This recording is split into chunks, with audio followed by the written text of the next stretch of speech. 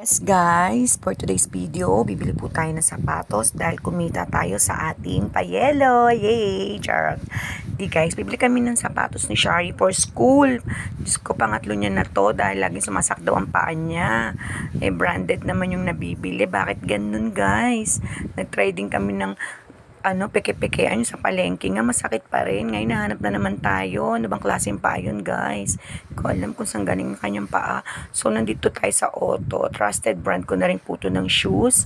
Kasi alam kong comfy siya. So, sana magwagi na rito ang paa ni Shari. At grabe, nalulosyang na ako kakaisip kung ano pang sapatos ang ilalagay ko sa kanyang paa.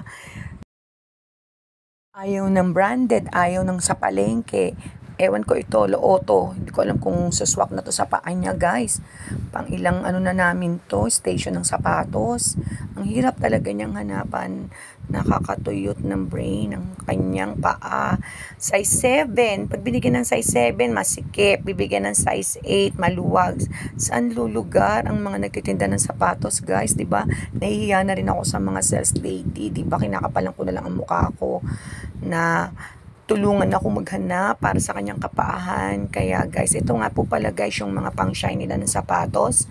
80 pesos po yan. Ito naman yung mga pambata. May sale din po sila dito guys. Mga 20%. Kaya drop by na lang kayo. Dito lang po yan sa Walter Mark Munoz. Yan si Shari. Ayan, look na lang po kayo muna dyan. Ayan guys, ang gaganda diba? Kaso hindi ko naman sila bet. Dito sa labas po guys, may buy one take one sila. Hindi ko rin bet. Ayan guys, habang nagpipili pa po si sales lady dun sa loob ng right size ni Shari, ayan, enjoy muna tayo guys. Pasensya na. Ayan, nakahanap na po siya ng sana ito na guys. At ako'y naiinis na talaga, true. Naiinis na ako. Nahiyan ako sa mga sales lady. Ayan guys, doon siya, busy siya. Ako'y maglilibot-libot muna. Naka-medyas nga siya dyan guys actually. Kasi sabi ko sukatin niya ng naka-medyas para swak na. Ayan, parang di pa rin sila nagkasundo guys. Naghanap pa rin siya ng ibang design. Diba? Ang hirap. Ayan, sige.